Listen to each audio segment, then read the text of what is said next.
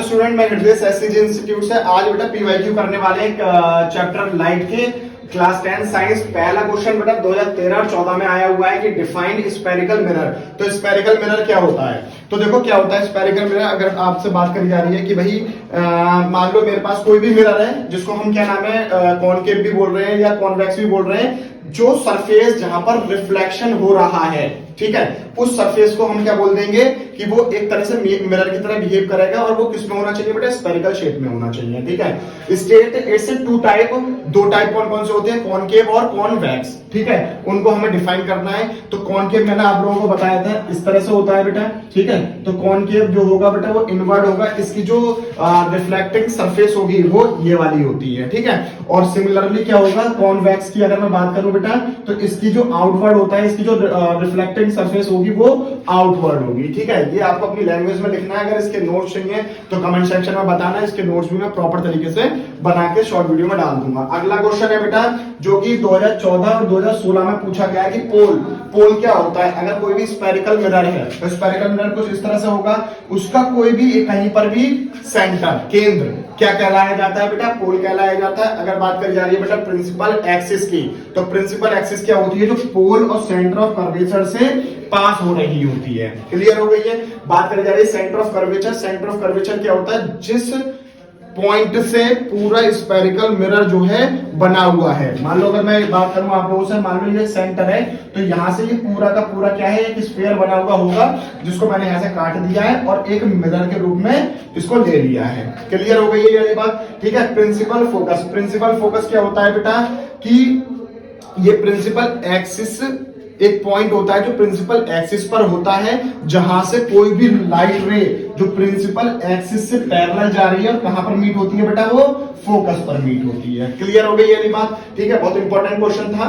अगला है बेटा ड्रॉ द रे डायग्राम, ठीक है बेटा। अब हमारे पास जो है थर्ड क्वेश्चन क्या कह रहा है, जो 2020 में रिसेंटली आया हुआ है, क्या है कि passing through the centre of curvature of a concave mirror. ध्यानपूर्वक देखिएगा, कॉनकेव मिरर की बात हो रही है, तो कॉनकेव मिरर हमारा ये होगा और यहां से क्या कहा जा रहा है आप लोगों से कि सेंटर ऑफ कर्वेचर से जा रही है, तो सेंटर ऑफ कर्वेचर यहां पर होगा। तो एज वी नो दैट, हमने रूल में पढ़ा था, अगर जिसे नहीं पता है रूल क्या है तो मैं लिंक डाल दूंगा बेटा, रूल्स आप वहां से पढ़ सकते हैं। कोई भी लाइट रे जो है अगर सेंटर ऑफ कर्वेचर से जा रही है तो वहीं से पास हो जाएगी, इसका रे डायग्राम ये हो जाएगा। क्लियर हो गई बेटा। सेकंड की अगर मैं बात करूं बेटा, तो सेकंड कह रहा है हमसे parallel to the principal axis of convex mirror. तो कॉन्वेक्स मिरर कैसा होगा बेटा? कुछ इस तरह से होता है कॉन्वेक्स मिरर। तो कॉन्वेक्स मिरर में क्या कहा जा रहा है कि भाई जो है पैरेलल है वो किसके? प्रिंसिपल एक्सिस के। प्रिंसिपल एक्सिस ये है हमारी, अगर इसकी कोई लाइट रे पैरेलल जाएगी तो वो क्या हो जाएगी बेटा?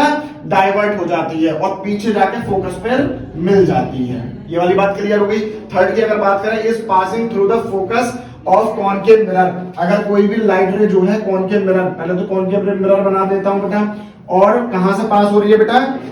Through the focus. अगर कोई भी मान लो ये फोकस है मेरे पास, अगर कोई लाइट रे फोकस से पास हो रही है तो वो कहां से जाएगी? Parallel to principal axis. तो इसके ये सॉल्यूशन होगा। फोर्थ क्वेश्चन है जो 2017 और 2020 में आया हुआ है रिसेंटली, बहुत अच्छे से समझिएगा। A object 4 centimetre in height, ठीक है। तो ऑब्जेक्ट की हाइट दे रखी है, तो हमें पता है बेटा ऑब्जेक्ट की जो हाइट है वो हम h से डिनोट करते हैं। कितनी दे रखी है बेटा? 4 सेंटीमीटर। इज प्लेस्ड एट इतने डिस्टेंस पर दे रखा है। तो देखो ऑब्जेक्ट की बात चल रही है, तो u बराबर में कितना हो जाएगा? 15 सेंटीमीटर। अभी माइनस और प्लस हम बाद में लगाएंगे, पहले समझिएगा क्या क्या चीजें गिवन है। ऑफ अ कॉनकेव मिरर, तो मैंने आपको बताया था बेटा कॉनकेव मिरर में जो है आप लोग देखना, वीडियोस देख लेना, मैंने उसमें बताया हुआ है यू वी एफ किसमें पॉजिटिव होगा किसमें नेगेटिव होगा। तो कॉनकेव मिरर की बात हो रही है, तो यहाँ पर बेटा ये क्या हो जाएगा? माइनस का हो जाएगा और फोकल लेंथ मतलब एफ हमारे पास गिवन दे रखी है, कितनी हो जाएगी बेटा? माइनस का 10 हो जाएगी, क्योंकि एफ भी इसमें नेगेटिव होती है। At what distance from the mirror should a screen be placed. तो साफ साफ कह रहा है कि कहां पर इमेज की फॉर्मेशन होगी, मतलब वी फाइंड आउट करवाया जा रहा है हमसे, ठीक है। उसके बाद हमसे करवाया जा रहा है बेटा कैलकुलेट हाइट ऑफ इमेज, मतलब h डैश हमसे फाइंड आउट करवाई जा रही है। तो फटाफट से फॉर्मूले में लगाते हैं 1/f equals to 1/v plus 1/u। 1/f मतलब 1/में माइनस का 10। ये पेज कौन पलट रहा है बेटा? अभी पलटने की जरूरत आ रही है, 2 मिनट शांति का नाम दें। और 1/v, v की वैल्यू हमें फाइंड आउट करनी है, प्लस u की वैल्यू कितनी दे रखी है? माइनस का 15, तो यहाँ पर -15 लिखने से अच्छा ये है कि यहाँ पर ही मैं माइनस का साइन लगा देता हूँ और 15 यहाँ पर लिख दूं, कोई दिक्कत, क्योंकि माइनस प्लस माइनस हो जाता है। तो इसको मैं इधर लेके आ जाता हूं, तो ये क्या हो जाएगा बेटा 1/15 और माइनस का 1/10 दे रखा है, बराबर में 1/v बचेगा। यहाँ पर एलसीएम ले लो, क्या एलसीएम आ जाएगा बेटा 30 एलसीएम ले लो, तो यहाँ पर आ जाएगा 2 और माइनस में ये कितना हो जाएगा बेटा 3 बराबर में 1/v।